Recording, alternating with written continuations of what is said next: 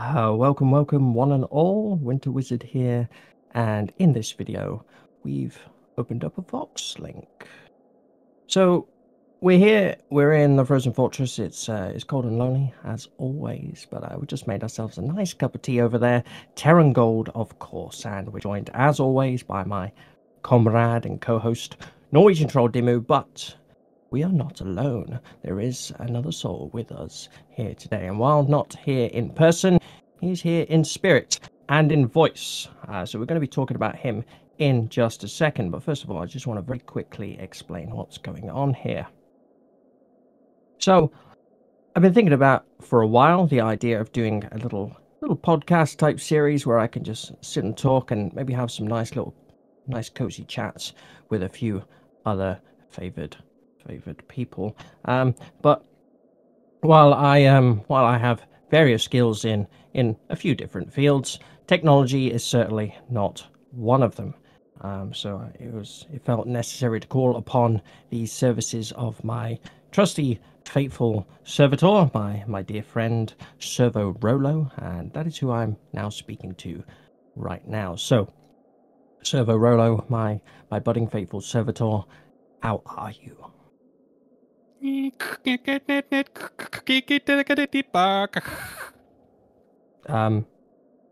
we try that again in Gothic, please, Rollo? Oh, sorry. Yeah, I forget. I'm not used to talking to other people. Hello, Mr. Wizard, sir. How are you? There he is. Yeah, I'm fine. How are you doing, buddy? I'm good. I'm good. Where are you right now, then, sir?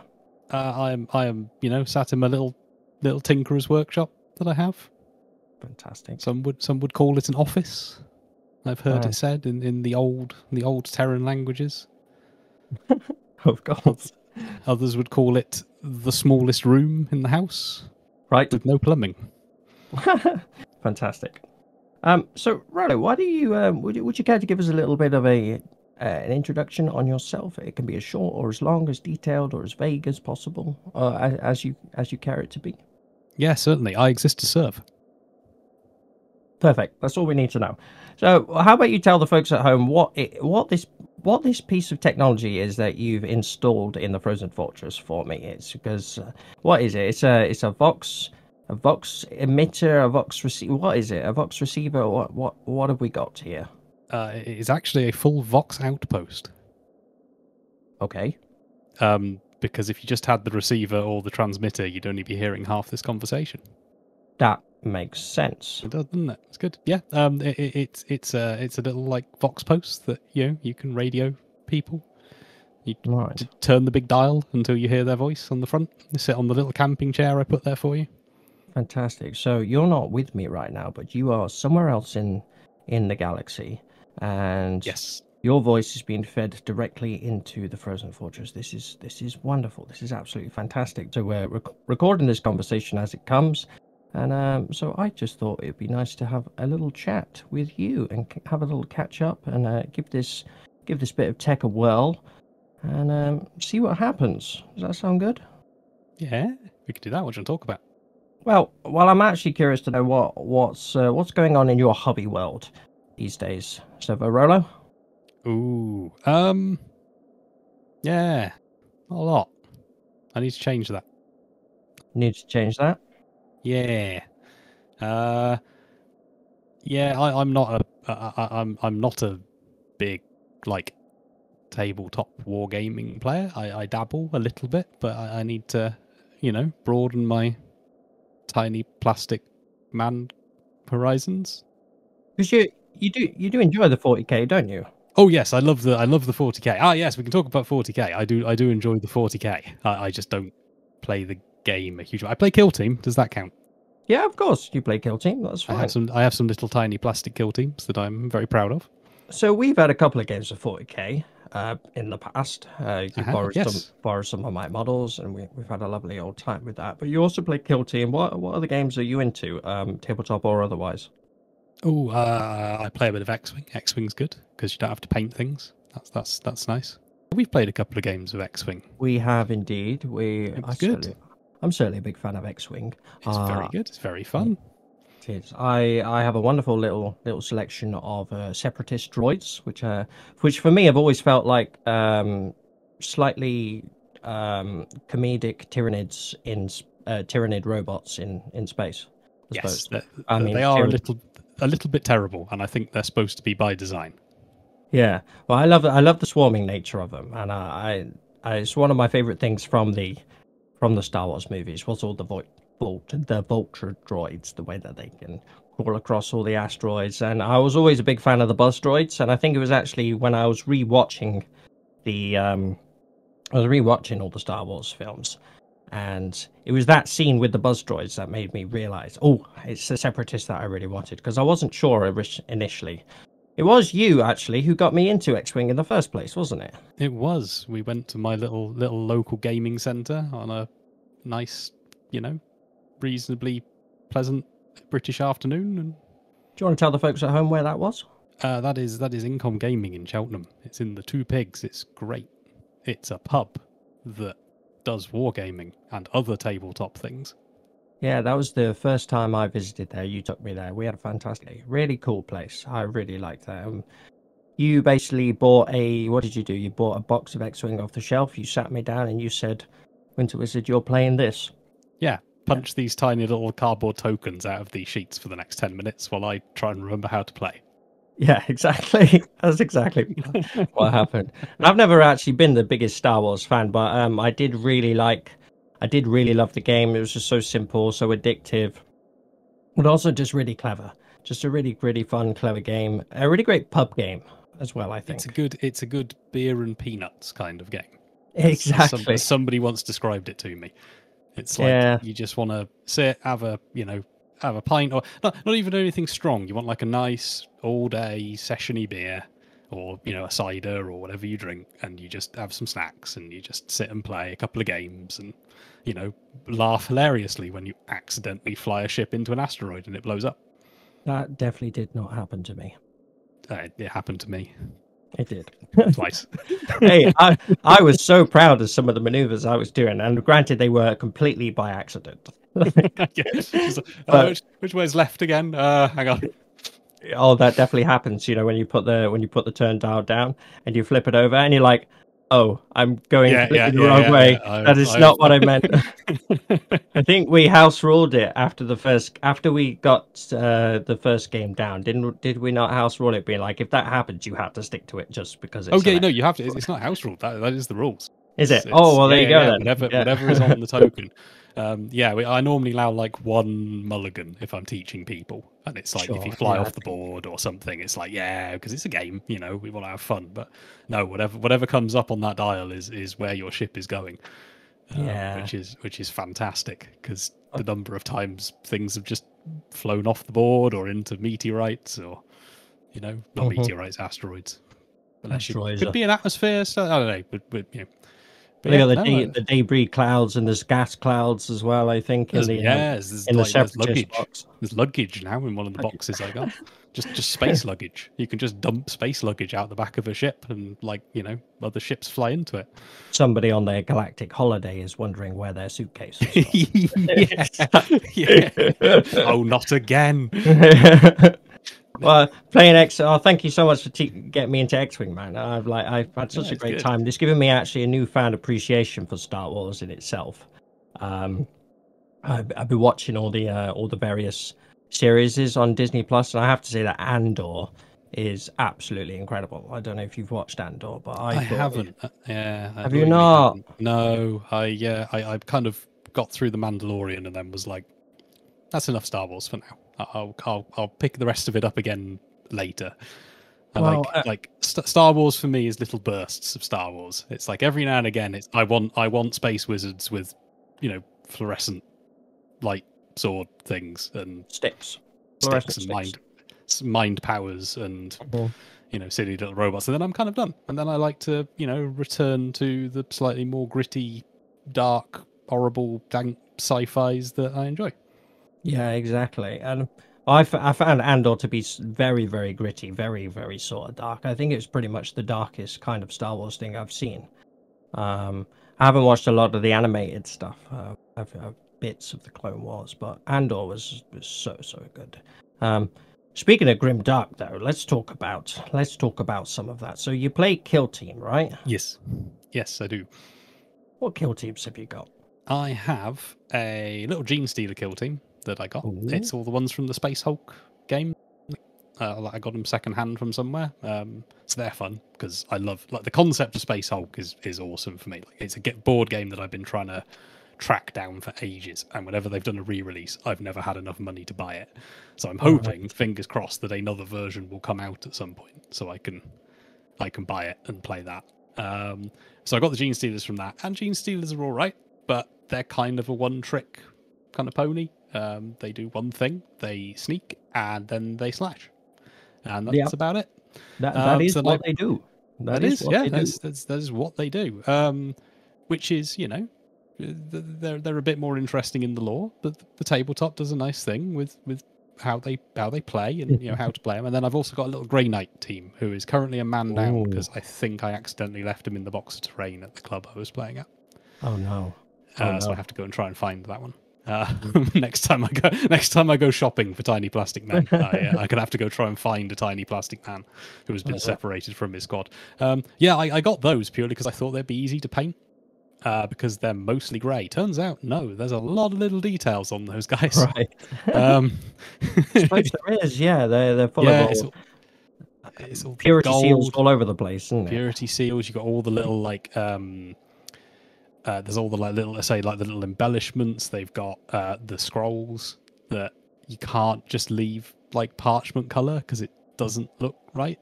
Like, you need to put something on them, even if it's just to or paint them red or something. But if you paint them as I did, all like parchment coloured, and it's like, oh no, oh no, how am I going to fix this?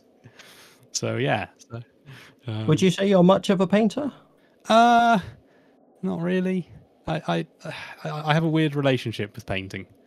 Okay. I start with good intentions and then stop. I get frustrated, but I have a very perfectionist brain, and I also have ADHD. So it's a little bit like the perfectionist thing means that everything has to be painted to the absolute pinnacle of my painting ability, and the ADHD bit goes, we've been doing this for 20 minutes, we're done. Can we please go do something else? That sounds like quite a messy combo. Yes. It's fun. It's interesting. It keeps life frustrating. Well, I have left of life anyway. The mechanical bits all work mostly fine. Oh yes, they're in good nick. Yeah, for something, you know, third hand. Yeah, they're all right.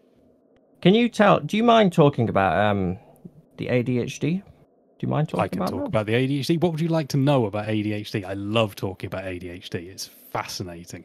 Is it really? It is. It's. So I'm you know, old. I'm not that old, but I am old.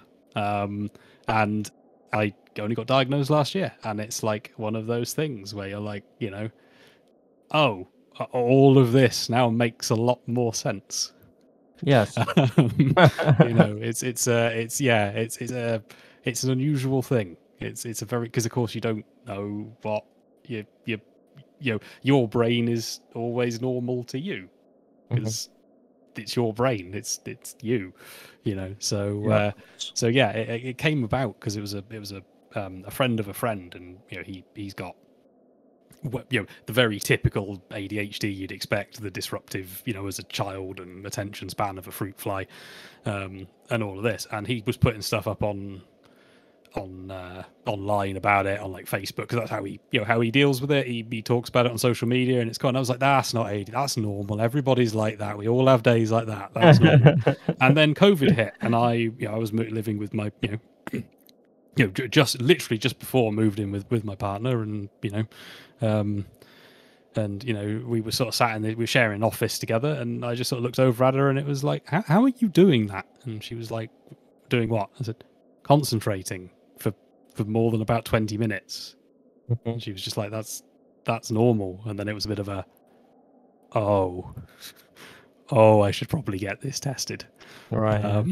So yeah, I have a spicy brain. Spicy brain. Because I think it's one of the, it can be like with lots of these types of conditions and things. It's one of those things that you hear people throw around. Oh, ADHD, ADHD, and not everybody fully always understands or appreciates what that could be. So, in a nutshell, well, you did touch on it a lot. It's the lack of attention, right? So, but in a nutshell, can you just tell me what it is? It's not. Yeah, it's kind of become a broader thing. So there's two. There's ADD and ADHD, right? And they basically occupy the same. And this is where I'm going to be doing my best to remember, because I'm not a medical professional. Please do not take my advice under any circumstances for anything ever. You are not. Yeah, just a little disclaimer for those at home. SERVO-ROLO is not an apothecary. He is a adept of the mechanicum. So please take everything he says with a pinch of salt, and don't try this at home. A great pinch of salt, like rock salt, Himalayan rock salt size. A mountain of salt. Okay. So, where were we? What were we talking about? Right. I think we were talking about salt. Yeah. Okay. We're talking Himalayan about rock salt. That's the pink stuff. Very nice on pasta, I think. Yes, makes a good lamp, apparently. Oh yes, of course. Right. So, from the mind of a adept of the mechanicum, tell us about ADHD. Yeah, right. So, basically, the overarching thing is it's like you've got all these little centers in your brain, right? You got all these little bits that are like little machines all talking to each other, yeah, and they're all trying to do a job. They're all trying to live and be you and go about your day. And in the middle of that, you've got like a little governor, right? You've got a little device that's keeping them all synchronized up, and it so they're all able to talk to each other, and one of them's not running off with its pants on its head shouting "wibble," and the other's not having a nap and stuff like that. ADHD is that little governor bit has lost all control, and there's been an uprising, and all of the little bits of your brain just kind of go, whatever, we'll work at our own pace, we'll do what we want. So you've got a conveyor belt at one end that's spewing like hundreds of like bits of bolters out or something, spewing that, and at the other end you've got this really poor old like arthritic engineer who can just about pick them up one at a time, and your whole brain kind of just doesn't operate in harmony. It's not harmonious. So that kind of leads to like you struggle with things like prioritization, and it's really hard to put things in order, and it's things like the attention. You can end up with a very short attention span, or you constantly need to be chasing new things, and also when you do get into it, you tend to like hyper fixate on things. At least in my experience, it's like a new thing comes along and that's the best thing ever, and I must have all of that thing, and that lasts for about 2 weeks, and then you move on to the next thing. Okay. So yeah, kind of difficult with things like painting tiny plastic men. If your brain is like that, because it's like I must paint these to an exceptionally good level, because the perfectionist bit of my brain is like, yeah, that's what we need to do, and then the other bit of my brain is, this is really dull, we need to go do something else. The perfectionism, that's your other vice, and that's something that I also personally understand. It as particularly as a creative, we're always our own worst critics, but that combined with that wonderful description that you took us through there, the perfectionism, the need for everything to be exactly right, to be just right, to for you personally to be happy. It doesn't matter what anybody else says to you. They can say, oh yeah, it's perfect. If it doesn't sit right for you, it's just it's always just going to gnaw at you, like an ailment from Nurgle. It's just going to corrode at your soul. So to combine that with the sporadic nature of being of the attention, what is it, ADHD, attention deficit hyperactivity disorder. Yeah, so combining the two has got to be absolutely just awful. Right. Yeah, it's for me, it's like, so like we'll do like painting as an example because you can appreciate that as a like everybody can appreciate that if they're listening to this. Hopefully, maybe, I don't know. But it's Probably. like, but probably, yeah, well, 50% certain. But what it's like is that you can sit there and you got this model. Like, let's say you're painting like a little plague marine or something, and they're horrible. They got so many little details and like tentacles, and the armor's got scratches and holes in it, and there's all this stuff. They are And beautiful. yeah, they're great models, but painting them is like, oh, I got to go through this. And you get to you do it and you struggle through it. It's a perfectionism thing. You're like, oh, I don't like this. And you get to the end and you look at it and you're like, that looks good, right? Damn, that looks good. I did that. That's the thing. I don't always get that kick at the end of finishing it. Right. It's like I get to a point and it's just like I'm done. I just want to finish this now. I literally don't care anymore about this thing. So it's sort of having to force myself to finish a project. But yeah, but I suppose the thing is with the reason so you'd sort of be saying, hey, why do you want to get back into tiny plastic man painting and gaming? I've got some medication now, and that's a brain opener and a half. I'll tell you that much. Okay. The best way I can describe it is like, when you've got like a television, and it's an old television. So for anybody under the age of 24 or something, there was this time where televisions weren't always flat. They used to be really big. Yes. And you used to get this thing called static. You've probably never heard of it. Not like when you rub your socks on the carpet and touch other people.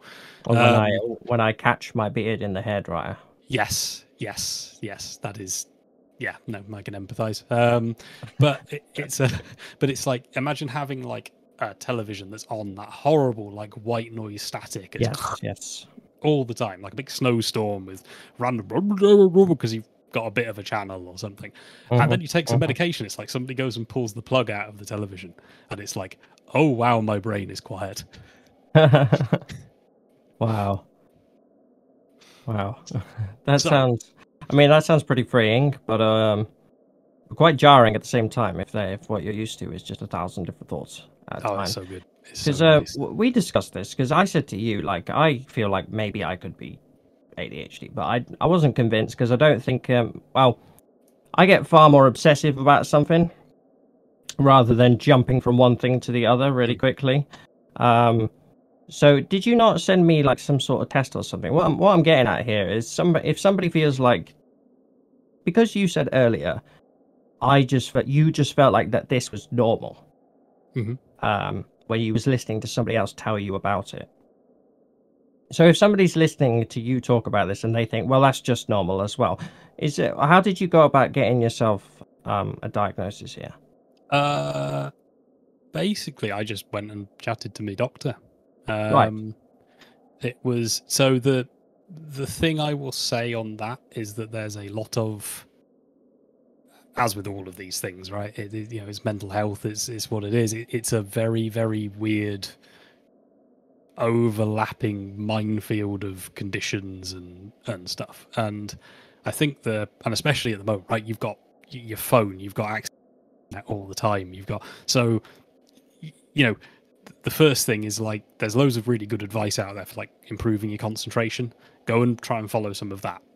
If that improves, great. You probably don't have, ADHD. You probably just got, you just weren't conditioned to concentrating. It's a skill. You have to learn it. Yeah, true.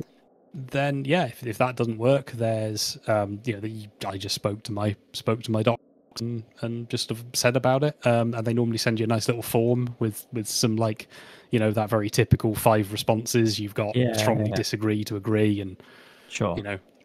It's like 20 questions or something, and then you fill that in, and then you sort of send that back to them, and they look at it and go, yeah, you probably need to get checked or not. You can find that form online. I don't know where to find a reputable copy of it, and I don't know what it's called, but there's a couple of them. So sure. Well, we don't want to direct people to the wrong place, but at the end of the day, like if you feel like maybe this resonates or anything else in life, always go and speak to somebody. Always speak to the doctor. See an apothecary, basically. Yes, because an apothecary only knows there's something wrong if you tell them that there's something wrong. Exactly. Rather than listening to a grumpy old wizard and a servitor on Yes. a Voxcast. And go to an approved apothecary. Approved. Don't Yes. go to a Ripperdoc. Mm-hmm. Don't go to a Wolfsmith. Avoid anything with bile in the name. Yes. Oh yeah, that guy. Don't. Avoid that at all costs. Yes. I hear he does a great membership package, but his the swimming pool. Mm. The swimming pool is lovely. The spa is unbelievable. But his bedside manner perhaps a little wanting. Needs a bit of work. Yeah. Sure. So we started talking about this because you mentioned earlier in this conversation that you would like to dip your mechanical toe back into the world of wargaming. Yes. That's correct. Yes. So what is that? Is that you just going to start reading some books? Are you going to do some painting? Do you want to play some games? What do you want? So I read a lot of 40k books. I've been reading through quite a few at the moment. Just out of curiosity, do you have a favorite pick? General or the ones I've read recently? Both. Oh, okay. In general, what have I read? I really enjoy the Eisenhorn stuff. I've read all of the original ones, and they did like an omnibus with all the short stories in. That was really good. That was great. I really enjoyed that. Mm-hmm. And Leviathan was another one I really enjoyed, which was the 3 or 4 stories following like the Tyranids, but like different races coming up against them. Sure. That was really good. It's a nice mix of like longer pieces and then like little, literally, 2 or 3 page stories about things going very, very wrong for people. So Leviathan, is that an omnibus like collection as well type thing? No, it's not Leviathan. Sorry, it's not Leviathan. Leviathan's the new book that's come out. Sorry. Okay. It's called The Great Devourer, I think. Yes, I know the one. It's a mix of stories. Yes. Hang on, I'm going to tappy away on my input device. Mm-hmm. Where is it? Pending. Yeah, it's called the Great Devourer. It's called it's got a hyphen in the not a hyphen, a colon in the middle. I apologize. It's The Great Devourer, the Leviathan Omnibus, bracket Warhammer 40,000, close bracket. Fantastic. That was really good. And the other one I quite enjoyed was that I read recently was the Twice Dead King. That was interesting. That's a Necron one. So I've got an Audible account, and in my library of books to read, which I haven't, the ones that I've been going to read and haven't yet, I've got the Twice Dead King in there. The Infinite and the Divine, I still need to read because I hear so many good things about that, and the whole Eisenhorn series, I still have not read. I think, that's what I hear. I can't speak for the new ones because it kind of. Sure. But the original trilogy, yeah, trilogy plus the there's like a One Last Hurrah book that came out that's really good. Nice. I can't remember what it's called. Might just be like what's it called? No, it's gone. Can't remember. But yeah, the original trilogy is really good. I really enjoyed those. They're really good at showing off the variety of like the Warhammer universe, because if you only know the tabletop game and the big games that came out and stuff like that, it's very easy to get this, I think, this view of just these big, like, fixed battle lines and epic, armies clashing together for the fate of the galaxy. And it's like, there's all of this nice little, like, variety going on in the, in the background. And there's like, when you see like chaos comes up, for example, this chaos is always like, it's a big demon, or it's a chaos space marine, or it's a warlord in a giant ship, a demon primarch or whatever, and they're coming, and you got the space marines have got to fight them back, and blah blah blah blah blah. And that's cool, but it doesn't. You kind of miss the thing of like chaos. There's this nice little constant corrupting force that kind of worms its way into society, and sometimes it's like. It can just be like one person or a couple of people, and it's kind of like they're not deliberately worshipping chaos. They have no concept of what chaos is, but they're doing something, and it's doing something nice for them. So they're like, oh, I can, Yeah. if I keep killing like these other gangers, oh, I start to feel a bit stronger and a bit more powerful, and like it's a fun take on the universe like that kind of thing. The Tyranids one does the Great Devourer does a really good story in there. It's about an Inquisitor that goes to a planet that the ocean moves around the planet. So it's like there's this giant great wave that keeps going around the planet because it's like the water's being pulled up by another sun or other super planet or whatever. Turns out there's like a Tyranid mini like fleet, but living in the wave as it goes around the world. It's really cool because you've got Tyranids, but they're not big space Tyranids. They're not genes. They're like all aquatically modified Tyranids, and they're trapped in this great big wave that's just rolling around this planet. And every now and again, like a human settlement goes missing, and it's really cool. It shows that kind of depth of the lore that you're missing from the big epic sort of back and forth that's going on all the time. That's really interesting. That's really cool. So, you read lots of the books already. So, what are you hoping to try and take on? I got given for my last name day a box of boarding action terrain. Because you mentioned earlier how much you love Space Hulk, and that's basically this is a little bit kind of like what Space Hulk is now. Well, I suppose boarding actions is kind of reminiscent of the old Space Hulk, but it's Space Hulk for everybody rather than just Blood Angels and Gene Stealers, I suppose. That's more what Kill Team is, which was the Gallo Dark thing they did. Gallo Dark. I can't remember if it's one Gallo or many Gallows. That was what that was, and then they did the starter sets for that. There was like 3 of them or whatever, and I kept missing out on the ones that I wanted because I money and time and ADHD, which means that I'm like, yeah, I'll go into town and buy that, and then never went into town to buy it. But they did this boarding actions box, which is 2 of the Gallo Dark boards and all the terrain. So the idea was you could play it for like 500 point games of 40k. So it's a bit like 40k in 40 minutes, or there was another one that came out. They rebranded it, but it's that idea of like, here's a little tiny like 500 point battle you can go do, and it's all in Zone Mortalis is the other one, like the Horus Heresy equivalent. It's exactly the same thing. It's small, it's indoors, you've got to deal with things like doors, and like a great big robot can't walk through a tiny door, which is really funny because it's just like, carry on, I'll catch up later, and you have to walk all the way around the board. So I got that box, and I was like, I've been playing Kill Team. Kill Team's okay. It's a Kill Team First Edition was one of those that was basically like 40k light, like all of the rules. It's like, I think it was 7th edition. It's the first standalone Kill Team, not the one that was in the 4th edition rulebook, I think, ages ago. I've been reading these books for a long time.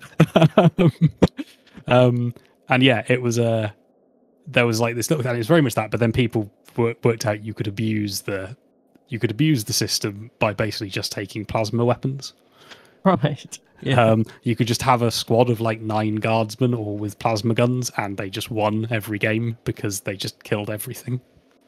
So they did the 2nd edition, they've tried to balance that, and it's okay, but there's a lot of ideas that aren't fully realized in it, and it's a little bit like things die really easily, or they don't die at all, and it just gets a bit kind of like when you're playing a 40k game and somebody just rocks up and just like tables you on turn 1 because they've just got, by the way, all of my custodies hit on 2s and they wound on 2s, and I've got rerolls and everything, and then you took some wounds, therefore you now take 900 mortal wounds, and I've got a dreadnought with an plus save or whatever it is, and it so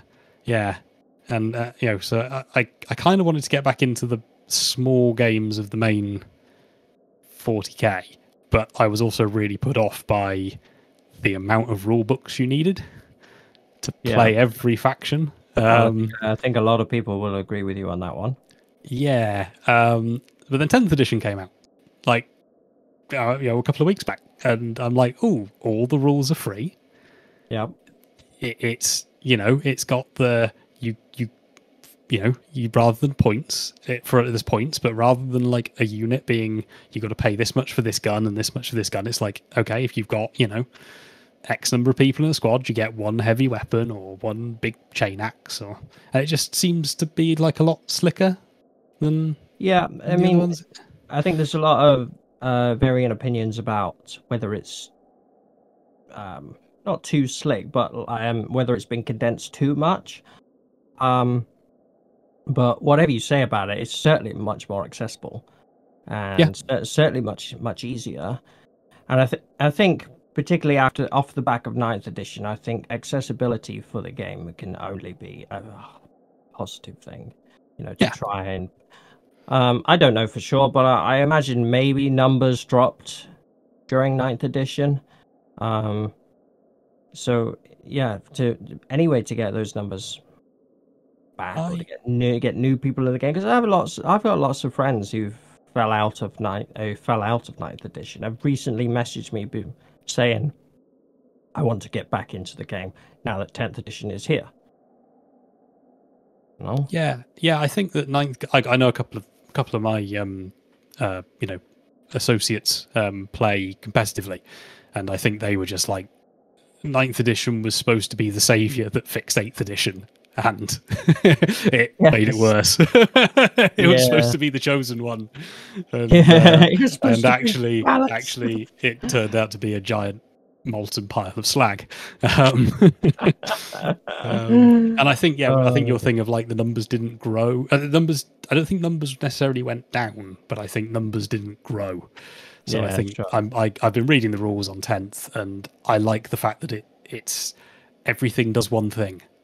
That's what I like about it. There's none of this, because the best way I could liken, especially with Gene Stealer cults, right, where you needed a degree to be able to play old Gene Stealer cults properly. It felt a bit like, have you ever played like Yu-Gi-Oh or like a trading card game of that nature? A long time ago, I did play Yu-Gi-Oh when I was a kid. I mean, so my mates a couple of my friends still play it. They go to a local pub and sit and play games, and they tried to get me to play a game, and it's so horrific. It's so synergistic. Like, you have to play all of these cards in a certain order and in a certain way to actually do anything. And it's like, I have to play this card, which then lets me draw these two cards to play that and do that, and then I can turn that card around, and then that makes a laser token that then I can put on your... it's like, and I kind of felt 9th edition was a bit like that. It wasn't about playing a war game. It was about coming up with the best synergy meta for your army to like just break the other person's in 2 turns. Yeah, there was a game when I used to work at the War Games Club Big. So I don't work there anymore, but I left because of reasons. But when I did work there used to be I used to see a few people playing this game. What was it called? I think it was War Machine. I don't know if you've ever heard of War Machine, but it was basically the game of vulgar synergy. Right. It was that was literally the game. They would bring a few units that would just be tooled up in the most ridiculous, sort of overpowered, nastiest way. And if you turn up for a game with this combo, hopefully it'll work against what the enemy's brought, because if they brought a combo that just completely nerfs yours, you might as well not even play the game, Yeah. And I've never played the game myself, so if anybody out there does play War Machine and you totally agree with me, totally disagree with what or agree, or agree. But if people do think, if people are listening, no, that's completely wrong. There's much more to it, to the game. Well, I apologize, but from an outside perspective, that's what it seemed to be. And there was something about it. I was just like, there's nothing about that I want to play at all. Yeah, because I have to remember all of my stuff, and I have to know all of your stuff, so I know how to counter all of your stuff. Yeah, and it was just that it felt like a game where bad matchups was really potent, so there's bad matchups in 40k for sure. There's always going to be, but yeah, perhaps not quite on a serious level, as I sort of felt like was being shown in this game that I was watching. Yeah, if I'm going to play so I like X-Wing, right, as an example, because in X-Wing, you don't know who's going to win off the bat. Mm-hmm. I know that sounds like a weird thing, but it's like it's. I find it's more. There's always a chance, even if the other person's got some really cool ships and they've spec'd it out. You can get some good dice rolls. You can be clever with your maneuvering. Yeah, you can do exactly. that. And I think, like, yeah, 9th edition was kind of going away from that, and it was just down to I have to pull off this one ridiculous thing, and if I don't, then the game's over. Or the other person would have like, you know, oh, I've got this one thing, and then I've won already. Like, yeah, you cannot stand a chance against me because I've got this, and this, and then it's just like, great, I can't kill that. You know, I can't deal with that problem. So yeah, of course. So 10th is looking pretty attractive to you. 10th is looking attractive. I'm liking the idea behind it. I want to do something small. Something small. So what does that mean? Is that a combat patrol? Is that a boarding action? What are we talking? I'm looking at boarding actions. Okay. Because I like the idea. And I think the rule still stands there, like 500 points. That's right. Yes, I believe so. For the record, I absolutely love boarding actions. By the way, I think it's fantastic. Yeah, it's 500 points, which isn't a lot for most armies. Mm-hmm. And I just want to put something together, and I'm going to be like the real bad player for a change, and I'm going to just buy it, and I'm going to glue it all together, and I'll paint it when I can be asked. Okay. Yes. Like, rather than the whole, like, I know it looks great when you've got a full army on the board, and I was really like on board with that, having bonus points for painted armies, like bonus victory points. I loved that idea. I thought that was really cool because it encourages people to actually paint the army to some level.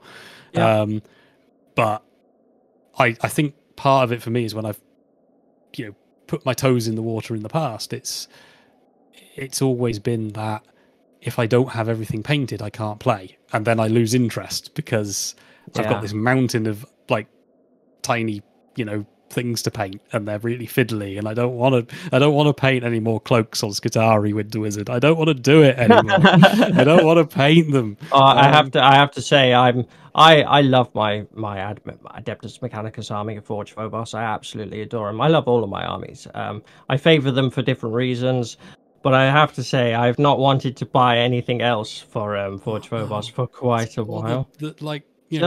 Just because, and a lot of the time, actually, I always found when I was building my the army, is that things took me less time to paint than they did to build. I don't know if anybody out there has ever built and painted 6 Sidonian Dragoons, but that is not something that I will ever do again.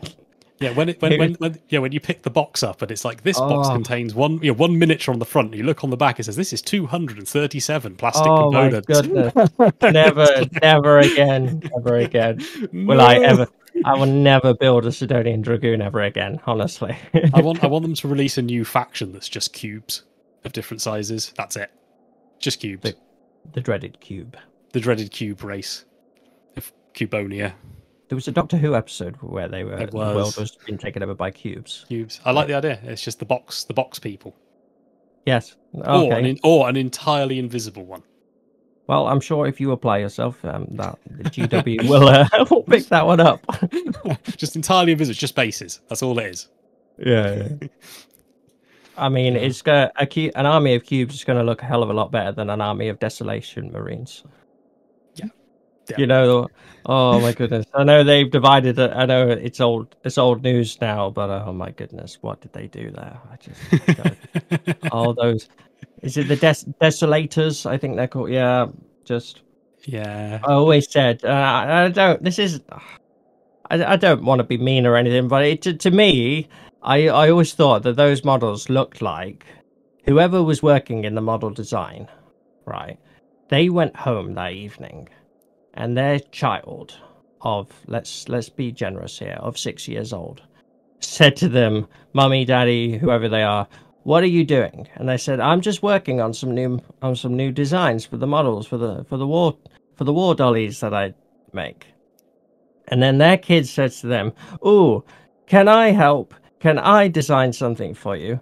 And then they thought, oh, that's really sweet. You know what would be cool is if I got my child to design this model and then I took it to the team and we made it. And then my kid has got a model in the 40K range in the Games Workshop shops. How cool would that be?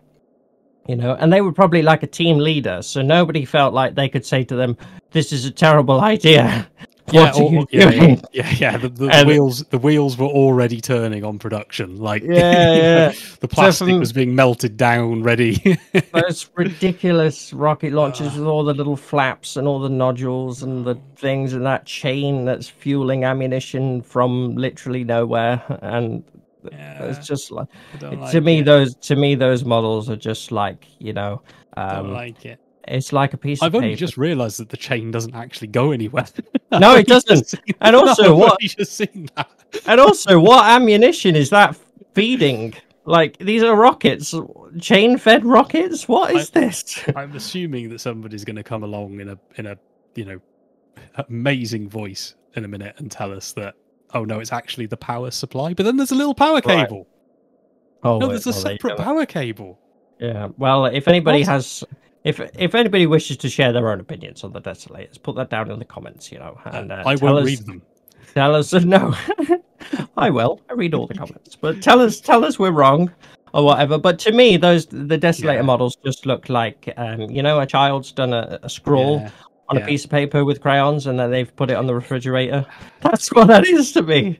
It's either that, or it's the traditional 40K thing of it's sci-fi but for men, and it's just they need to make everything for men.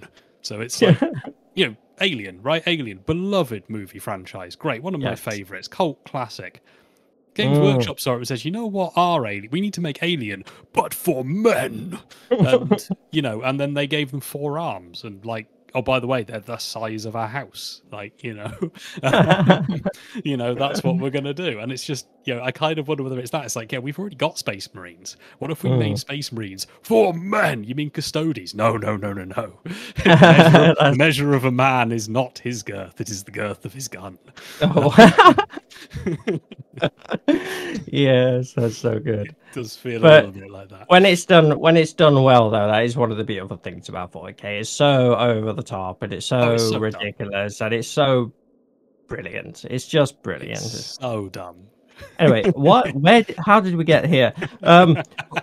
Talking about refrigerator trophies and the girth of guns. Where did we go from? So we're talking about you want to do a boarding actions force, yes? Yes.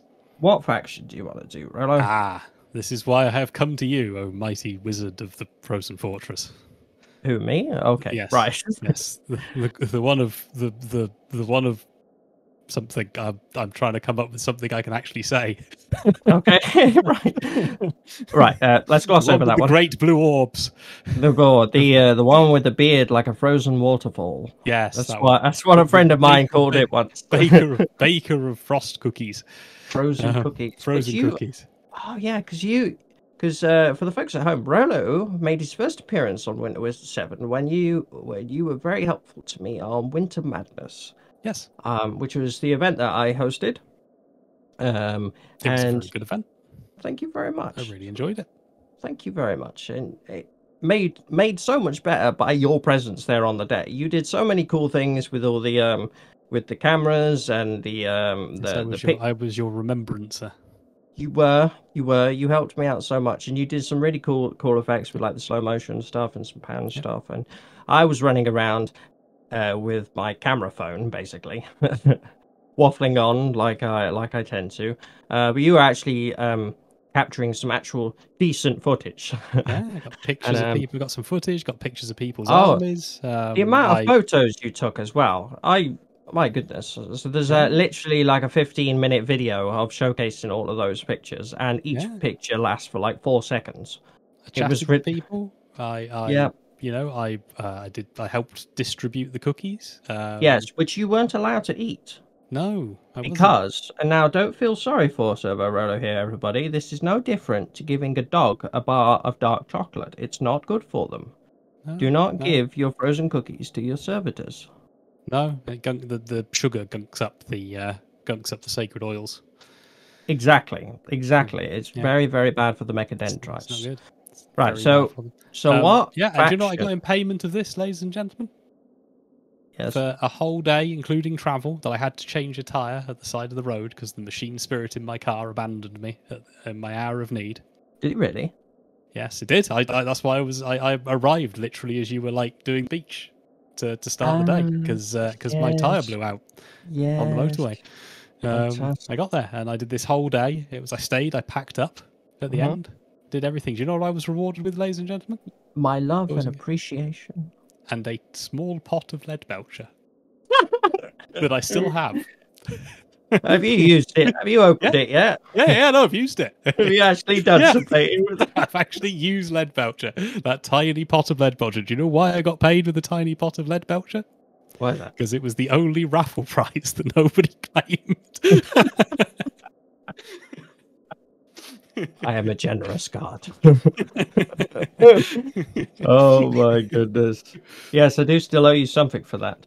That's all right. But how about this? You know, this is your opening the Vox Call podcast here. I think I'm gonna keep calling it just Vox Call. You know, Vox Call with such and such. I did think about calling it the On Ice podcast, but I thought, maybe that's just getting a bit too silly. I don't know. But anyway, this is your hour of fame, SERVO-ROLO. So there you go. It is. Yep. Anyway, And I've come all the way. I've come all the way here to talk about how my brain doesn't work and ask you for advice on tiny plastic men. Oh This my is god! how I spend my afternoons now, ladies and gentlemen. There's a word for this. What is it called? A waste of time. No. Right. So let's get down to business here. What faction do you want to do, SERVO-ROLO? Okay, so I have been doing some research. Okay. Mm-hmm. So I've ruled out any faction that I have tried in the past. Mm-hmm. To be clear, I played when I was like 12. All right, and I say play. We sort of read the rule book and threw some dice at each other, and it was chaos. So not the good kind, like the Warhammer kind. It was just anarchy. So I tried on a couple of occasions to get into 40k, and I tried AdMech because, of course, like they're awesome, they're little machine men, and I tried Eldar, and I didn't really get on with either. I just didn't really enjoy them, and I hated painting AdMech. But the AdMech I painted, I thought looked pretty good, but that was weeks. That was weeks and weeks of time just picking out tiny little like rivets on things. Now you're absolutely filled with misanthropy for the Mechanicum. So not the AdMech, not the AdMech, not the Eldar. Okay. Not the edit. So what I've decided is I want to come a little at bit this too graceful for you, anyway. A little bit too. They're a bit. A little bit too pretty. They're a bit. So what I've tried to do is I've tried to my quest, my whatever the 40k equivalent of a quest is, my mission, my something. This is without caffeine, by the way, ladies and gentlemen. This is me normally. So yeah. So what I thought is like, right, I'm going to do this. I want something that can be fun, and I've been going through the lore. Right, that's the best place to start. Rather than trying to work out the rules, I'm just like, let's just get a fun little army and throw it on the table. So see, first of all, I absolutely love that. Pick the army that you like the flavor of, that you like the look of. Forget about the rules. What are you excited about? Start there. Excellent. Yeah. So I've been reading through for the past like year, I guess, for other reasons, not just getting back into the game, like for running tabletop RPG games in 40k and stuff like that. So I've been doing a lot of reading. So I read through the Dark Eldar and the Craftworld Eldar. Didn't really like either of them. Liked the ideas of the Dark Eldar, but then Just Okay. no, sorry, that was very poorly worded. I liked Hey, these Drakari, they got some good ideas. I liked the ideas behind them. Like I like the is it Kimura? I've never actually said these words out loud. I've only read them. So so I liked the idea of like you've got this city in the warp and they're like all gang based and stuff like that. That was really cool. Yeah. But then I read the books. And it was like, yeah, they're a bit depressing for me. Fair. They're just a bit like, and then I tried the Craftworld ones, and they're okay. They're a bit miserable. Yeah. They're a bit pessimistic about life. A bit weepy, a bit gloomy, A bit weepy. Yeah, a bit and whiny. then I'm not a big fan of the. I'm not really a big fan of the some of the models. I like some of them, right? Sure, sure. But a lot of them they're just a bit too. They're a bit too smooth. They're a bit too sort of curvy. I like my sci-fi with a bit of blockiness to it. A bit of function over form. So I read that. So I've been reading those. Okay, so they're out. Not doing AdMech. They're out. AdMech, no Eldar. No Eldar. I dabbled with the idea of doing Leagues of Votan because they were new. Okay. Yeah. But then kind of just boring. Like Fine. I think they're a bit new and there's not a lot to them yet, and a lot of the models are kind of just very plain. They're just sort of big armor blocks, and they're one vehicle is just basically a big moon buggy. Sure. It's not resonating with you. Okay. Yeah, it's not resonating. I tried. So I thought, okay, I'll give that a go now. Not into them. So I've kind of taken a break from it. Like, right, I'm out. I'm going to go play X-Wing. That's it. And now I need to play some 40k, right? So I've been going through all of the lore that I like. And I've come up with some factions that I'm going to run past you. Okay. And then we can talk about them, and you can try and guide me. Okay. I'll do my best, but this is consider this the folks at home as well. They're all going to get involved here. They can offer their own thoughts and suggestions for you. Yes. I'll give you mine, but I'd love to hear what everybody else has to say as well. So take it away, SERVO-ROLO. Okay. So the one that I was considering first was bearing in mind I want this to fit in with the boarding actions kind of spacey thing. I want it to fit in with the void warfare thing. I want it to. Got you. So we can't recommend you do knights, for example, unless actually you did a little force of breaches and said that they were knights, like pilots or night guardians. Yeah. Anyway, again, I'm derailing you. I'm sorry. I'm trying to do something. Not something with that. No, you're good. It's good questions. I'm liking this. So the first one I thought I was going to do was Carcharodons.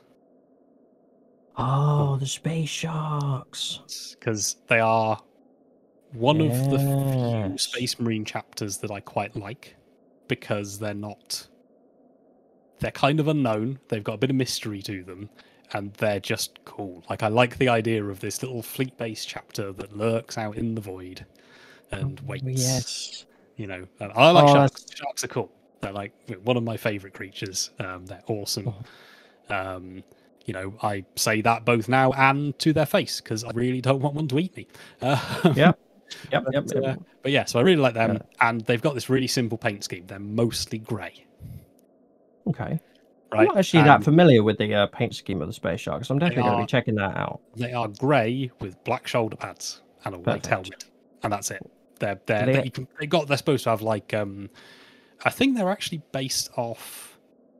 They're supposed to have like a slight sort of Maori design, like Polynesian design to them. Like they can have like not tribal markings, but you know what I mean, like the tattoo. Yes. Style to them. Forgive my ignorance. I don't know what they're called. Like that sort of style to them. So I'm kind of looking at them. And the other thing is with those, I've done the points, and you can have a 500 point force with 13 models. Okay. If they're all Terminators. Okay. I love Terminators. Yes. Again, Space Hulk. I like big, heavy. I like the idea of you've got this big, just suit of that you dump in a ship with a gun that's got 2 barrels, and just like you walk slowly and everything dies. And you wreck face and you cook fools, and it's all cushy, and you're home in time for TM medals. Absolutely brilliant. Yeah. So I really like them. That's one on the list, right? Number 2. Necrons. So, Necrons, I like the new lore with them. Like the new reveals, I should say, because I love the new lore. I like the fact that they've got very they're kind of falling apart just because they're all getting old. Yeah, and I love a good crumbling. I love a good crumbling empire. You've had these things running for 60 million years, and all the machines are failing, and that's really cool. Masters of Void Warfare, that's their whole thing. They are unbelievably good at it. And really easy to paint. It's spray paint them silver and walk away. Maybe a little drop of Necron compound. The clue is in the name. It is. So I thought about them. They could be quite fun. Plus, they've got some fun little reading the rules. I like the resurrection things. That's kind of fun because it's frustrating. They're not actually that strong, but the fact that they get back up again if you don't completely wipe them out is a lot of fun. The Undying Legions. Yeah, it's a great theme, and it's really good fun to play. Yeah, and they got. I have to tell my. Is it Cancatex? What? Like the scarabs. Canoptech? Is that what you're trying to say? Canoptech, that's the word. Sorry, again, I've read that word. I've never heard it said out loud. I thought you were malfunctioning for a minute. I was.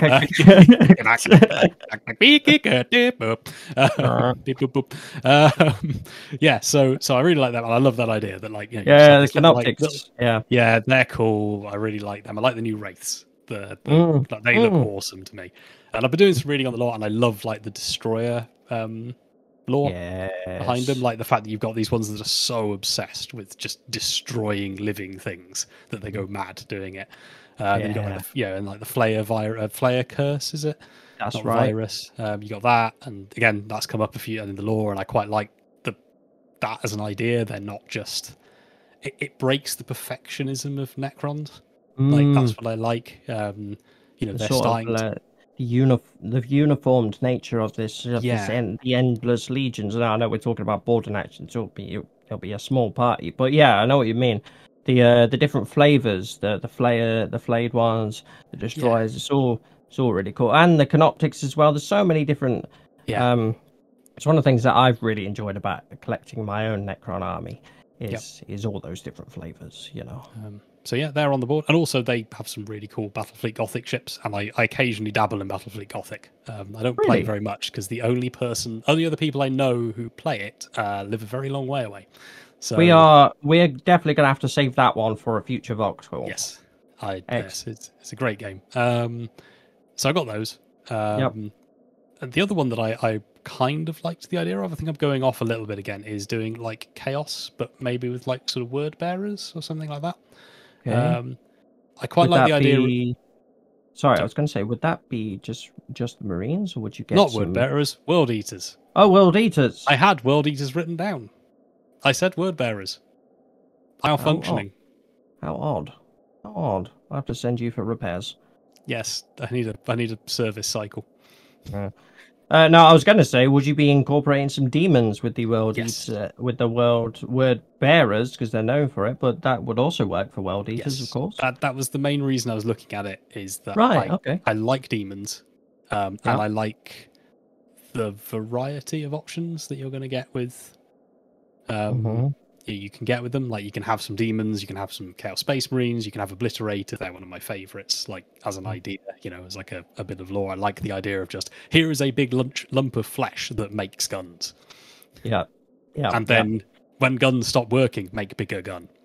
So it's kind of can you have an Obliterator in a boarding patrol? Yeah, you can have everything in a boarding patrol, as far as I'm aware. There are some restrictions to certain things. It's a wound limit, isn't it? I think it's like a wound something. Limit. I'm not sure exactly how they do it, but there's on all the downloads, all the PDFs and stuff, it tells you the limitations. I think you can have at least one Obliterator. They're a bit. When I say sort of, it's changed a bit because of 10th edition, because the 10th edition list building is now slightly different. I think because there's not unit types anymore. You've got battle line, HQ, or characters, is it now? And HQ, battle line, and everything else. So, World Eaters with some demons, perhaps. Yeah, or something like that. Kind of gone off them a little bit as an idea. Okay. Any reason why? Um, I like I read is it the Anger on the Red Angel that came out. Yep. Quite enjoyed it. Wasn't keen on their general lore as much as I thought I was going to be. Yeah, fine. They were a little bit lacking Mm-hmm. for me, just in terms of lore, like in depth. They just like Okay. I quite enjoyed. I read the Plague War ones, Mm-hmm. with Mortarion and Rowboat, squaring up against each other, and I kind of Yeah. enjoyed the subtleties of Nurgle in that. Like they actually had some depth to them. Like the demons actually Sure. had a bit of a personality, and they were trying things. They weren't just throwing themselves endlessly at a thing. And I kind of feel that that was a bit kind of World Eaters, not so much anymore. But I like because I like demons. Demons are cool. I like the idea of the strategy behind them. Just throw everything in, and have a big melee, and But still an option, maybe. Yeah. Just a maybe. Yeah. And I think I could do them as a bit of like piratey force. Yeah, yeah. Like not red corsairs, but like have them as like a little fringe. They like fighting things in space rather than on planets. Sure. Nice. Like that. Another idea I thought about was doing Tyranids. Oh, no, because Alien. Yes, which you said was one of That's the only reason I can paint them like Alien, and it will take me like 10 minutes. Oh, yeah. Spray them black, slap a really dark dry brush on them, spray them gloss, paint all the nails, done. Yes. Yeah, it's a guy. I think it's like an unofficial one called like High Fleet Geiger, isn't it? It's like one of the ones. What was it? Geiger? After the guy who invented Alien or came up with the concepts for Alien. Got you. Geiger. Very strange. Yeah. Very strange man, but very cool art. If you're into that sort of thing. But yeah, so I was kind of thinking them. Interesting little faction. I know somebody who plays Nids, so it might not be a great I think he kind of has a love-hate relationship with them. Downside, lots and lots of mods. Lots of models. But then again, it's 500 points. It is 100 points, but there's still a lot of Nids in 500 points. Yeah, okay, fair enough. Yeah, okay. But again, very easy to paint, and they've just got some new models, which is cool. Yes. So I thought about which look glorious. Yeah, then it's nice to see they finally get an update. And the other one I've kind of stumbled across that I'm kind of liking quite a lot at the moment is doing Deathwatch. Oh, okay. Cool. Because I really like Deathwatch as a concept. That's a great theme actually for a boarding patrol, Yeah. Like a little execution team, Yeah, they're fun. They've got nice... What I like with them is that you can mix units. So you can have a squad with some mainly intercessors or whatever. We used to call them tactical marines. It's all changed for copyright reasons. But you can have some Terminators in there, or you can throw a librarian in there, or, I know that there's restrictions, but you can have these nice little sort of squads. And again, it's a nice sort of simple black color scheme, big silver arm. Pick out some gold details. Jobs are good. So I'm kind of liking that idea. Plus, that opens up. If I only ever make a boarding patrol, great, I'm done. If I want to expand it, I've got a few more options. It's like they got some cool little models. They tap into the Space Marine stuff. You've got, dreadnoughts. You've got the fly thing that they have, the Black Star. Mm-hmm. Oh, if you ever wanted to expand it beyond a boarding patrol, yeah. Yeah, sure. And it's got some Inquisition tie-ins, which I love the Inquisition. Of course I love them, but. Oh, we all like the Inquisition. Yeah. But I like the lore around the Inquisition. I like the idea of this organization is trying to very quietly and not always very subtly deal with problems before they become bigger problems. Not always subtly, but always appropriately. Always appropriately. Because let's face it, they're probably listening into this. Oh yeah, definitely. I fall under the protectorate of Mars, so I'm exempt. Yeah, yeah. Sucks to be you, wizard boy. Uh, I'm not keen on wizards. no. If you hear a bolt round going off when the call ends, you know what happened. Maybe the black ships are coming for me as right now. Yeah, so I kind of like. So I've been kind of leaning towards them. I'm reading the omnibus at the moment. There's like a Death Watch omnibus, and I'm quite enjoying that. Oh, very cool. You know, I'm kind of enjoying that little. Yeah, it's got that little bit of a. It reminds me a little bit of because it follows. I've only read like the first couple of chapters. All right, so don't. But you're following a kill team. And what I like is it feels a bit like reading a game of Dungeons and Dragons. Yeah, it's all of these big personalities that are very good at doing one thing. Yes, but they all can't stand each other. But they have to sort of like be best friends otherwise. Oh, it is, isn't it? Yeah, it's just like a little band of heroes. Like you've got the bard, the thief, the brutes. It's a bit like that. Yeah. Mage. You've got them, and it's just fun. I just like that idea, and I kind of like the idea of the, you can mix and match your units a bit. You can bring stuff in. It's less. It kind of feels with Death Watch, there's less. You have to build it in a certain way. You can kind of add in what you want. So it's like, oh, okay, I want some Terminators because I love Terminators. So I go buy a box of Terminators. Then it's like, actually, I'm not really enjoying playing Terminators, but I can stick a couple of Terminators in another unit, and I've then got a little kill team. And then, oh, actually, I really want some bikers or something, and then you get some bikers and you can run them as a biker squadron, or you can send in a unit and somehow the bike can climb buildings. Yes. Yeah, so I'm kind of liking that idea. So that's kind of where I'm at the moment. So what's the problem? I want some advice. I want to know where to, what you think. What you think's, because again, ADHD brain tend to whatever is the current obsession is the obsession. So it would be. Well, I love all these ideas. They're all brilliant. You seem really excited about all of them, except maybe less so on the world eaters. Yeah, they're kind of I like how they play. In the game. Like I've watched a couple of battle reports. I've read the rules. I like the idea of you just basically charge them and roll some dice and things die. But I'm kind of not feeling them as much. Plus, painting lots and lots of trim. Sure. Lots of trim. could always be safe. Could always be safe for a future one. So, but how would you be opposed to crossing them off the list right now? Get rid of them. Chuck them out. Throw them in the bin. Goodbye, Angron. Goodbye, World Eaters. It's nice to know you, but they are gone. So we're now. That's exactly how Angry Ron sounds in my head. Yeah, it's not even a roar. It's just. That was a perfect translation. I think there, Rollo. Perfect translation. So, I've written them down here. I'm just looking at them. I don't know.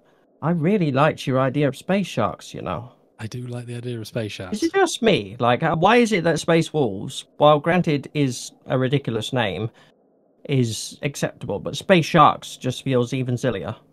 Yes. Yeah. Why is that? Why is wolves, like space wolves, like why has that become like okay? Yeah. What about the space giraffes? Yeah, there's no space giraffes. But it's okay. So space giraffe, terrible name. Void giraffe. Whoa. Cosmic giraffe, stellar giraffes. Oh, the void giraffes. Yeah. Oh, I love that. Can we do a void? Can we do a void giraffe? Just spray paint them orange, put some like black splodges all over them. Yeah. No, they're not leopards, they're giraffes. Look at the little horns on their helmets. No, they're not chaotic, Inquisitor. Go away. Who's which race or what models could we use to like convert their necks so they've got really long necks?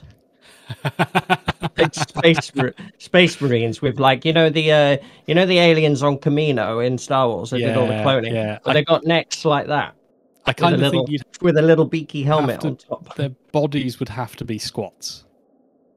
Ah, yeah. Like you'd have to do Leagues of Votan and then a really long neck. So they're the same height as regular space marines. Oh, that's nightmare fuel. Yeah. All right, so I'm gonna add void giraffes to the list. Okay, right. Yeah, As a maybe. as a maybe, for consideration, the astral giraffes. Astral giraffes. That's great. Astral giraffes. Fantastic. Well, I really like the idea of the space sharks with the Terminators as well. I loved what you said about them, these void hunters, like calmly, just like silently drifting through the void, just like a shark. Um, yeah, that's really cool. Really, really cool. And sounds like it would be a relatively simple scheme. Yeah, it's You could even Ray, Black Shot. The only problem I've got with the scheme is finding the transfers. Because I don't really want to try and have to hand paint a shark every shoulder pad. And you can get them, but they're either very expensive or they're like, you can get like third-party ones. I don't mind that. I don't mind using third-party bits. I'm not going to be playing competitively in a GW environment. Okay. I don't mind that, but then you've got to go and get them, and you've got to try and find ones that are actually good and actually look like the Carcharodon's logo. And, then you're paying the premiums, blah, blah, blah. Yeah, fair. So there's a little something holding you back there, right? Is there anything holding you back about Necrons? I just not. I think kind of the same as. Nids. They're a thing that I enjoy, but I don't resonate with them as well. Does that make sense? Like lore-wise, sure. I like, bolters. I like the brute force approach of the Imperium. But they are definitely on that. I do kind of like the idea of the Necrons. I like the idea of like maybe having a little fleet dynast that's, doesn't have a home world anymore because it got eaten by space giraffes. Yeah, of course. So I kind of like that idea.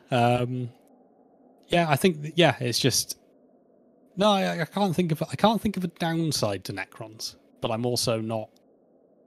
But they perhaps don't excite you quite as much as a big man wielding a bolter. Yes. Fine. That's on record, folks. Yep. If you know where to find any, let me know. So, and you said, is that the same for the Tyranids? Do they not resonate with you as much? The Tyranids are definitely. I don't know. I like the idea of them, but also they're kind of just a big mindless blob. And, yes, that is. And by design, and I like them, and they're a great. Yeah, I think they're a great enemy. But don't know about them yet. Don't 100% know. I think they might be one that I'd pick up as like a second army, maybe. Yeah, or I might get them first and just get them done, so I've got something to play with. And like you said, the color scheme for that could literally be build the models, and then you could just spray them black. Yep. Do a little something with the bases, perhaps. Absolutely, do the Geiger theme, like Hyphen Geiger. The black quick dry brush. Yeah. Paint all the tons and claws and stuff in I think Aliens ones are silver. Actually, it's really weird. I always think of them as being bone coloured, but I think if you actually watch it, they're all silver, which could be cool. It's like a little design, little metallic-y sort of claws. You can even get a little creative with like their eyes and stuff. Like the xenomorphs and stuff. You don't really get to see their eyes, do you? No, because they don't have any. And exactly. That's never explained. Oh yeah, that is weird. Oh yeah. If anybody knows, if anybody has any more information on that, answers on a postcard, please. Actually, they originally did have eyes. Or in the comment section. Either they did originally have eyes. The original design for them was that the big head is actually semi-transparent. Oh right. And you could see a skull through it, like a very human-like skull. But it didn't look good on camera, so they basically just sprayed the inside. It's still the original costumes have still got all of that like layer underneath, but they just sprayed the inside of the like outer layer black because it looked better on camera. But obviously Tyranids have eyes, so what color would you put their eyes? I don't know if I would. I think I'd just leave them black. I like the okay, yeah. Like proper. I just like Alien. I want proper, because then they're not. it's a common, for me, it's like a common sci-fi, high sci-fi problem. Is that right? Like, like Star Trek and that the nice side of sci-fi. And it creeps a bit into 40K. You generally get into this thing of like, there's all these races, and they're basically just humans with a different type of pasty stuck to their forehead. Yeah. Right. And you get that a bit in 40K, right? You get that a bit in 40K. You've got orcs. Orcs are big humanoid things that like fighting things, and then that's their thing. They all like fighting things, and then you get Eldar, and Eldar are little lithe humans, like humanoid things that are really miserable all the time, and then you get everything kind of, I think everything they try and make it like feel a bit human, and I like the idea of just with Tyranids, they're just weird. They don't make sense. Oh, I see. Yeah, I see what you're saying. So everything's all like always humanoid, like orcs, big green humanoids, elves, Eldari, pointy-eared humanoids, Spots are little short humanoids. The Tau, even they might have they might even have hooves and a hole in their forehead. Cloppies. But they're basically just humanoids from Gloucester who are trying to win, the best village award. Yeah. And I see what you mean. So the Tyranids are completely out there. This was the thing that I always loved about the Tyranids when I was just a wee wizard, just a little boy. An apprentice. Yeah. I loved the Tyranids. They were my first love, first army I ever had. And I loved the real alien aspect to them. There's nothing else like them. That's cool. So What about Death Watch then? I like Death Watch. Anything holding you back? The only thing I can see with Death Watch, there's a couple of things with Death Watch. One is they're a little bit more complicated to paint because they've got some more intricacies on them. They've got some more colours. They're not just sort of a grey palette, but nothing major. And I think the only other, I'm trying to think, like the only other thing with them, I guess, is they're just another Space Marine force, but they're a bit different. So that kind of negates that. And, I think there's some variety to them. And I kind of like the idea of that they have different shoulder pads and they can be from different chapters and stuff. They do also have a really good combat patrol starter box that is basically 500 points. So yes, they do. Yeah. So it's pretty easy to pick up the models for them. Yeah. So would you say that they were so out of Space Sharks, Necrons, Tyranids, and Death Watch, which one's the most intimidating painting wise? That's probably between Necrons and Death Watch. Okay, which one's the most intimidating financially? All of them, because it's Games Workshop products. That's fair, but they are expensive. Like, it doesn't matter. I think they all Necrons potentially, because they're quite expensive models, and they don't rack up a lot of points. I don't know, maybe. Yeah. Well, I was thinking about what you said about the transfers and stuff for the Sharks. Yeah. No, I think that would that if I could find a good supply of them, then maybe that's a bit of research I need to. I've been trying to find them, but you can get them, but it's.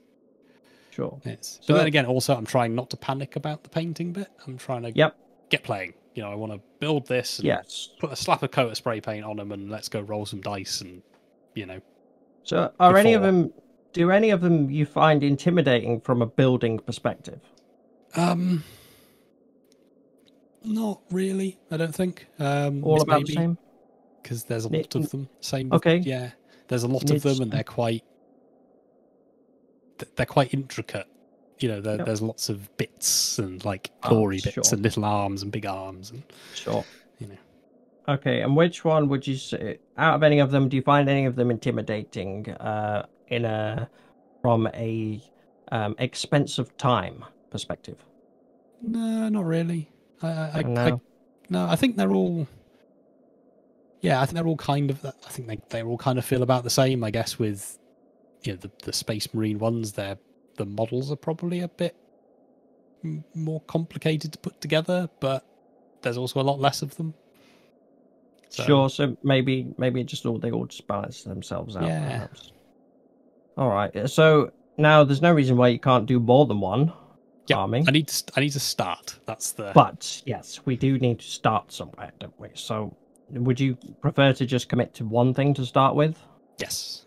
So committing to starting this and picking a faction, what is the most intimidating factor of about this project for you? Is it the painting? Is it the time it's going to take? Is it the finances? What is it? I think it's the. I think honestly, it's probably the little like niggle in the back of my brain that says the painting side, but that's the bit I'm also trying to overcome and work on. Fine, So, and we can do that. We could do that little baby servitor steps at a time. So if it's the paintings that are the most intimidating, maybe we don't want to do Necrons. Maybe we don't want to do Death Watch. Dare I say first? Yeah. Maybe. Maybe. I think I'd probably rule Necrons out because yes, they're quick to paint, but you're painting on metallics, and painting on top of a metallic undercoat is a pain. Yeah, never fun. Fine. Paint doesn't stick to metal. Necrons are gone. Goodbye. Go back to sleep. False alarm. Now is not the time to rise and shine. So we've got Space Sharks, we've got Tyrannies, we've got Death Watch. What are you thinking, Rollo? What are you thinking, Mr. Wizard? What I'm thinking is I love Tyrannies. I love the sound of a Space Shark. I also love the sound of your Death Watch. I personally think Death Watch are a bit more of a painting challenge than they would be than the other two. So if that is the thing that's really bothering you, I would maybe have a go at one of the other two first. Okay. Which one's going to make you? But that's just me. I mean, it's up to you at the end of the day, sir. But that's fair. Yeah, no, But that's only my thinking. Maybe those would be a little bit more of an uphill walk. Painting wise, if that really is the thing that's holding you back right now. But that leaves you with Tyrannids and Space Sharks. Which one would you be able to get to the table quicker? Which one would just get you gaming quicker? Oh, definitely the Space Sharks, because that's 13 of them. The entire army is the size of a squad of Tyrannids. Yes.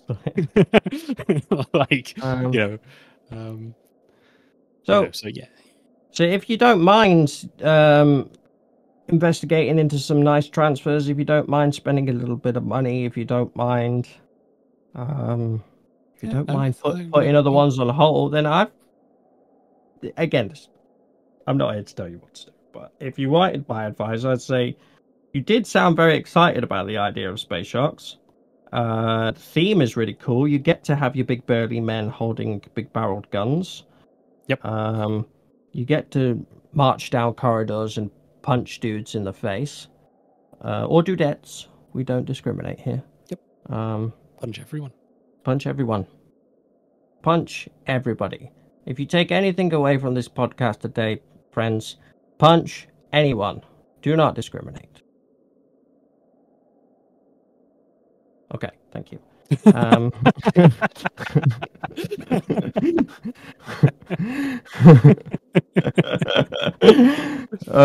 Maybe don't do that. Don't punch people. It's just all love. I might cut that bit out. I might leave it in. Don't punch people, okay? Don't punch people. Don't punch people. Don't do it.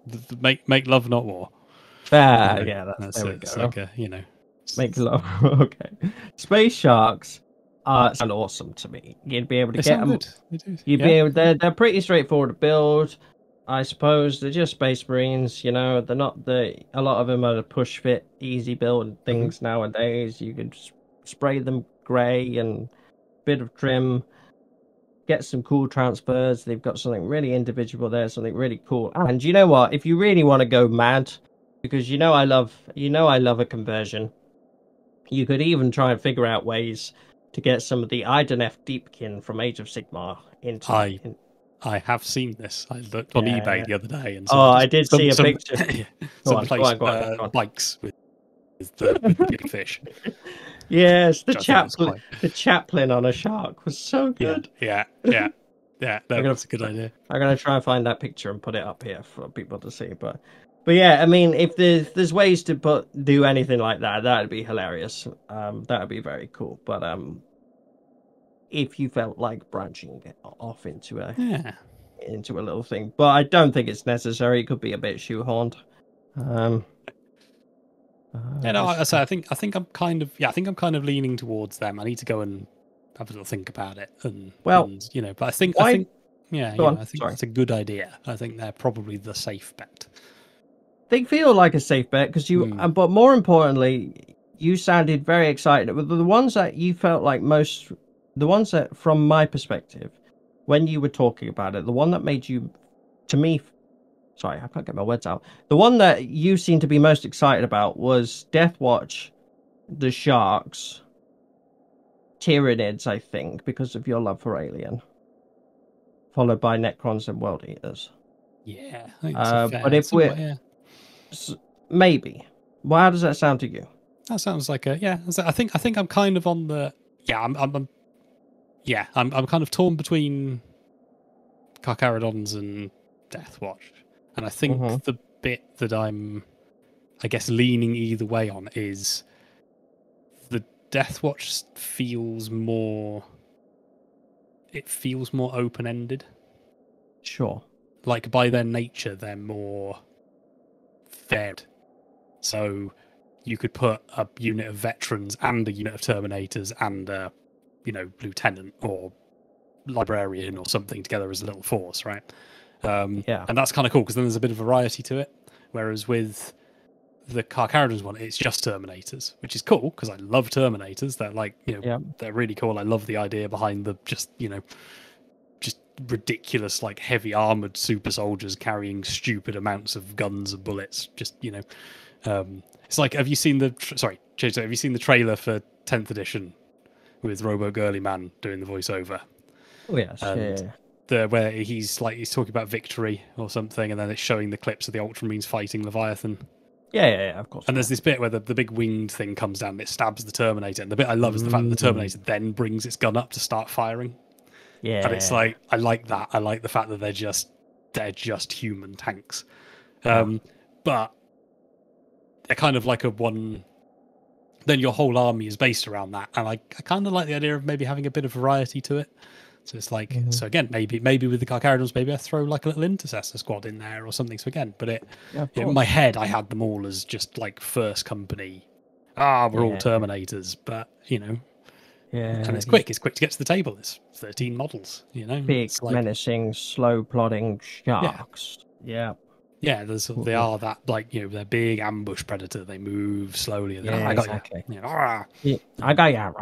You can paint their eyes black like a doll's. Yeah, they are. That is actually in the lore. That is that their skin is grey and their eyes are black. And they're descended from Ravengard. That's epic. I'm going to do some reading about the Carcharodons. They're very cool. They are. Yeah. They're a fun. They're kind of nice because they're not. It's not one of these chapters that they've gone into a massive amount of detail on. They kind of do some cool stuff, but they haven't like really got into the deep dive of the like every intricacy of the chapter. They're still a little bit mysterious, and I always quite like that in sci-fi. I like a little bit of mystery with you. Yeah, I love that. Love that. I mean, you could always treat this like a little carrot on the end of a stick type thing. Like the space sharks are that, waterbound carrot. And then once you've done your sharks boarding patrol, maybe then you could do a Deathwatch one. And from there, branch that out into a fuller size force to expand on that. You could treat it like, I will do a Deathwatch, but in order to do that, I need to get the sharks done. Maybe that could be a little bit of a maybe a little bit of a drive to be like, that's my reward. I get to do my Deathwatch as well. Maybe. I don't know if that resonates with you, but perhaps, like you said, the sporadic nature of somebody with ADHD perhaps a little bit of reward. What am I trying to say? I need to put something together that I can get some reward out of, so it's not a task. Yes. So I say the painting side, yeah, I know I've got to paint. I am going to paint them, but it's like I don't want it to feel daunting. Sure. You know, I just want it to be like I want to stick them all together, go play some battles, and then not worry about, oh, I've got to get everything painted before I buy something else, or I can't play the game until they're all finished. You know, it's like, I'm just going to go play, and when I get around to it, I'll paint a couple of them, and you know, I'll build it up slowly. It's like, oh, I want another squad, I'm going to go buy another squad. I'm not going to limit myself to, oh no, I've got to finish this box. Oh no, not more cloaks, not more mechadendrites, please. Not more comments. You know. Is there anything else you wish to discuss about this right now?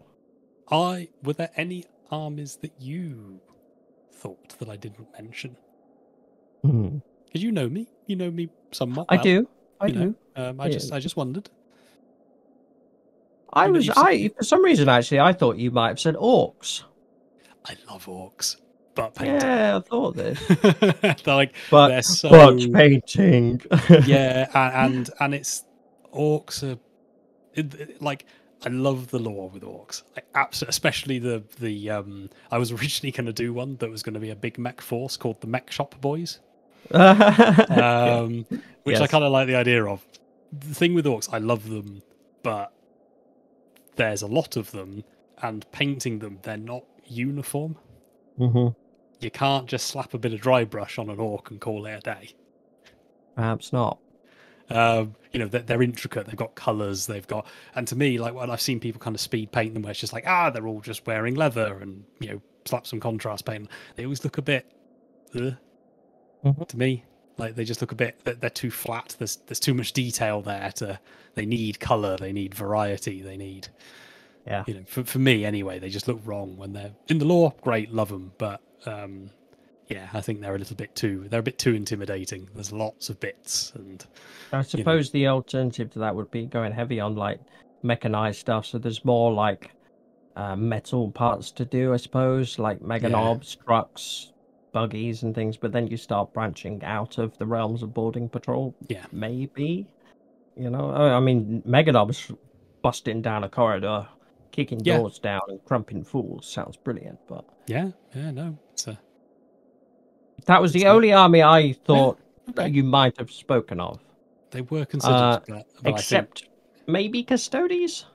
No, fine. End of discussion. I have a mate who plays Custodes. I don't like the Custodes. Just they just annoy me lore wise. I know I keep saying lore wise, like I keep saying it. I'll come up with a different term, but they annoy me because again they're Space Marines, but for men, and it's like, you know, it's like Grey Knights. Grey Knights are awesome, right? Because they're like, we've taken. Oh, that's a good one. Grey Knights. Again, painting. I've got some. Grey Knights. Have a kill team. The intricacies on them are, and that you can't rush it because you need the variety on the color. You need that red in there. You need the gold. You need the tapestry. Otherwise, they just look weird. But it's like, I kind of like the idea. You know, you've got Grey Knights, awesome, because you've taken like the best of the best from chapters, or like the most promising, and you turn them into demon hunters, and they're great. And Deathwatch, I love Deathwatch because it's like we have handpicked these lots of we're bringing them together to make this like Xeno stomping force. And then you get to Custodes, it's like we are Space Marines, but big and gold and better. Whatever Space Marine do, Custodes do better. Pass me the baby oil. But you know, they're a bit like that, and I just kind of like, oh, go away, like shut up. Like, you know, it's you know when you get to that point in a you're like reading a book, and the Warhammer books are for it, but there's always that, like, it always has to be the pinnacle of something. Like a fight is the most, like, nobody's normal. Like I like the Eisenhorn books because he's a normal dude. He's not that strong. Like, he's just a regular bloke. And he gets punched and he falls over and he gets shot at. Whereas like Custodes, it always kind of feels that they have to describe them as the perfection of, you know, they are perfect. They are living gods in golden armor. And it's just like, Yeah. Fine. Not for you. Not for you. No. Okay. Well, I forget I said anything. Good. Anything else? Anything else then, my dear servitor, that you wish to speak of? Oh, there's a million things, but I I'm think sure there is.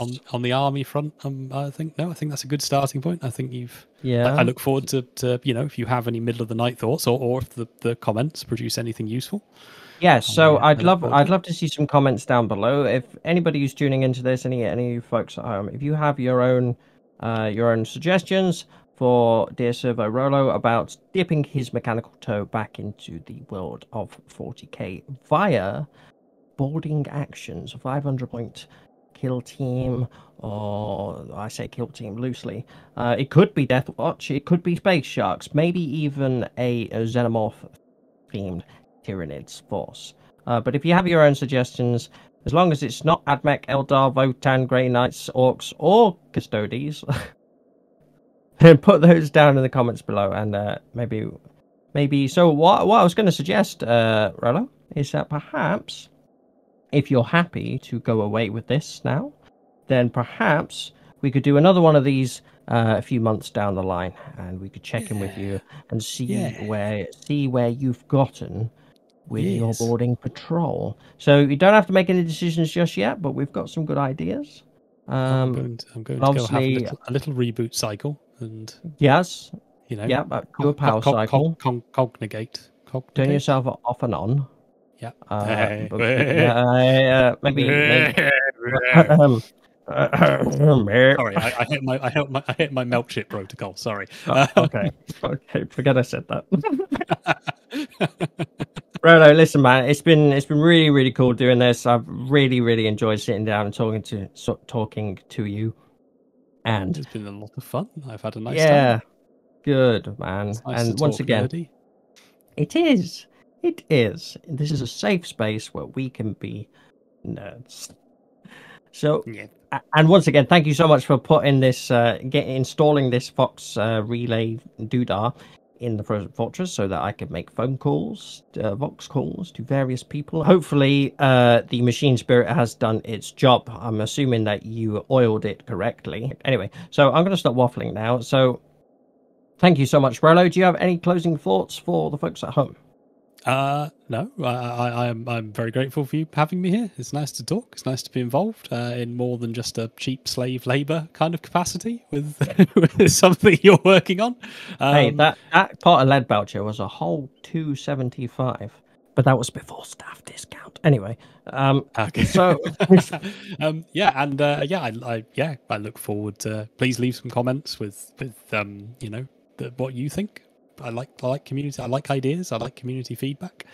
If people are like, Rolo, you got it wrong. You can paint stuff like this, or and it's like 10 seconds, then fantastic. That's a good point. If anybody's got if people are thinking of ways where Rolo can bust out some paint schemes really super quickly, we just want as few hurdles in the way to get your sporadic brain back onto the 40k wagon.